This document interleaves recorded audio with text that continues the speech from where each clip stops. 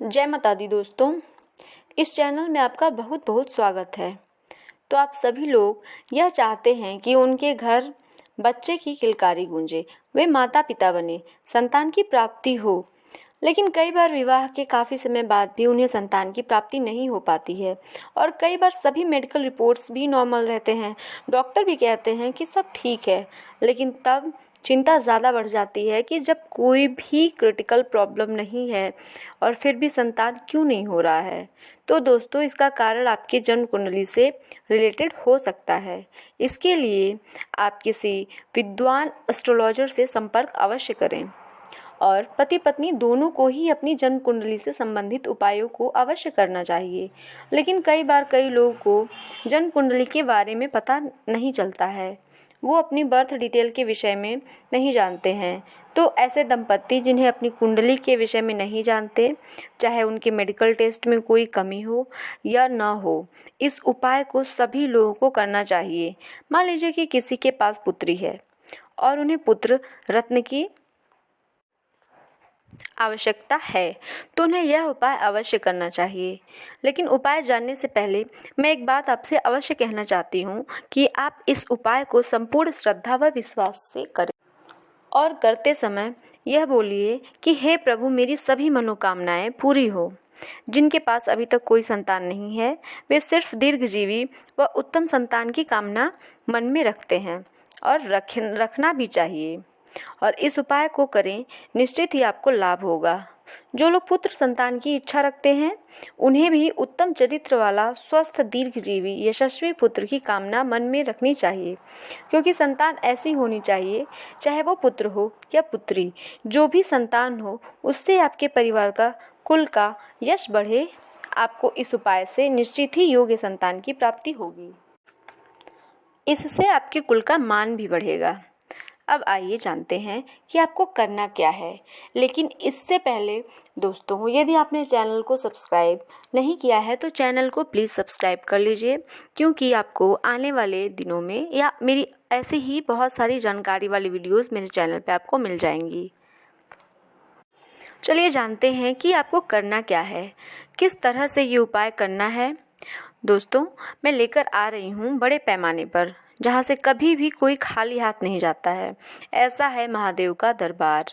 भगवान भोलेनाथ सभी भक्तों से बहुत प्रसन्न रहते हैं और भगवान भोलेनाथ छोटे से उपाय से भी खुश होकर मनचाहा वरदान दे देते हैं। दोस्तों, आज मैं इस वीडियो के माध्यम से संतान प्राप्ति के लिए या पुत्र प्राप्ति के लिए कुछ ऐसे उपाय बताऊंगी जिन्हें करके आपकी मनोकामना अवश्य पूरी हो जाएगी। आप इस उपाय को पूरी श्रद्धा व पूरे विश्वास के साथ करें। ये मानकर चलें कि इतने बड़े दरबार में आए हैं, देवों के देव महादेव के दरबार में, सबसे बड़े दरबार में आए हैं। वो चाहे तो ब्रह्मा के लिखे को भी टाल सकते हैं, चाहे तो कुंडली से रिलेटेड प्रॉब्लम हो या फिर चाहे वो फिजिकल कोई प्रॉब्लम हो जो डॉक्टर्स बता रहे हैं। यदि आप भोले बाबा के दरबार में आए हैं तो आपकी झोली खाली नहीं रहेगी। इस बात का पूर्ण विश्वास रखिए। इस विश्वास के साथ ही आप इस उपाय को करें, भोलेनाथ की पूजा करें, आपकी मनोकामना अवश्य पूरी होगी। दोस्तों, संतान या पुत्र प्राप्ति के लिए प्रतिदिन शिवलिंग की विधिवत पूजा करें और उन्हें बांस के पत्ते का अभिषेक करें। बांस के पत्ते का अभिषेक आप कई तरीके से कर सकते हैं, जैसे कि आप गाय का कच्चा दूध लीजिए और उसमें बांस के पत्ते को पीस कर मिला दें और शिवलिंग का अभिषेक करें, विधिवत पूजन करें। दूसरा तरीका यह है कि पूजन करने के लिए आप अभिषेक करें और उसके बाद पत्ते को चढ़ा सकते हैं। और तीसरा तरीका यह है कि आप बांस के पत्ते को पीसकर उसका ही शिवलिंग बनाएं और फिर उनकी पूजा करें। विधिवत उस पर बेलपत्र चढ़ाएं और बैठकर वहाँ नमः शिवाय का जाप करें और प्रार्थना करें कि पुत्र प्राप्ति के लिए, संतान प्राप्ति के लिए तो आपकी मनोकामना वह जल्दी ही पूरी होगी। दूसरा उपाय यह है कि 16 सोमवार का व्रत करें, शिवलिंग का विधिवत पूजन करें, उस पर बेलपत्र चढ़ाएं, कच्चे दूध से स्नान कराएं तो भगवान भोलेनाथ की कृपा आपको अवश्य प्राप्त होगी। और आप प्रार्थना करें उत्तम संतान या पुत्र प्राप्ति के लिए, आपकी मनोकामना अवश्य पूरी होगी। शिवलिंग पर गेहूं के दाने समर्पित करें।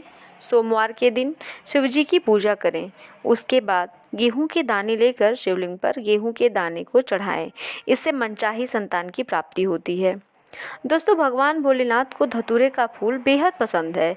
सोमवार के दिन भगवान भोलेनाथ को धतूरे का फल अवश्य चढ़ाना चाहिए। इससे भगवान अत्यंत प्रसन्न होते हैं। और किसी भी तरह से या किसी भी वजह से आपको संतान उत्पन्न करने में बाधा आ रही है तो इस उपाय को करने से सभी बाधाएं दूर हो जाएंगी।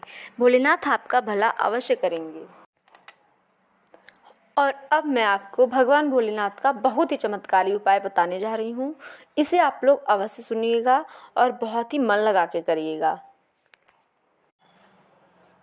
किसी भी सोमवार को आप ये उपाय कर सकते हैं। भगवान भोलेनाथ बहुत ही प्रसन्न मुद्रा में रहने वाले भगवान हैं। जो मांगो वो ज़रूर देते हैं, बस श्रद्धा आपके मन में होनी चाहिए। इसके लिए आपको सूर्योदय से पहले आप उठ जाएं और नहा धोकर एक स्वच्छ वस्त्र धारण करें। और आपके वस्त्र जो हैं वो काले, भूरे या नीले रंग के नहीं होने चाहिए, क्योंकि ये जो वस्त्र होते हैं ये नकारात्मकता का प्रतीक होते हैं। कभी भी ऐसे कपड़े या फिर काले कपड़े पहनकर पूजा नहीं करना चाहिए। और भोलेनाथ को तो श्वेत वस्त्र बहुत ही पसंद है। इसलिए जब आप भगवान भोलेनाथ की पूजा करें तो श्वेत वस्त्र को धारण करें, या लाल, पीले या फिर गुलाबी किसी भी हल्के रंग के कपड़े को आप पहन सकते हैं और भोलेनाथ की पूजा में बैठ सकते हैं। पुरुष चाहे तो श्वेत वस्त्र धारण कर सकते हैं, लेकिन स्त्रियों को लाल या पीले रंग के वस्त्र या फिर गुलाबी रंग के वस्त्र को पहनकर पूजा में बैठना चाहिए। Black colour, blue colour, brown colour या फिर ऐसा कोई भी भड़काऊ कलर पहन के इन्हें पूजा में नहीं बैठना चाहिए, खास करके जब भी कोई सात्विक पूजा हो रही हो तो। दोस्तों, स्नान आदि करने के बाद आप अपने ही घर में जहाँ पे आप पूजा करते हो वहाँ पे आसन लगा के बैठ जाएं और गेहूं के आटे से शिवलिंग बनाएं।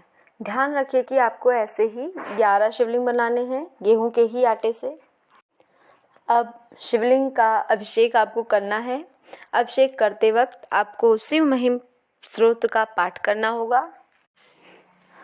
अब आप सभी शिवलिंग का अभिषेक करें।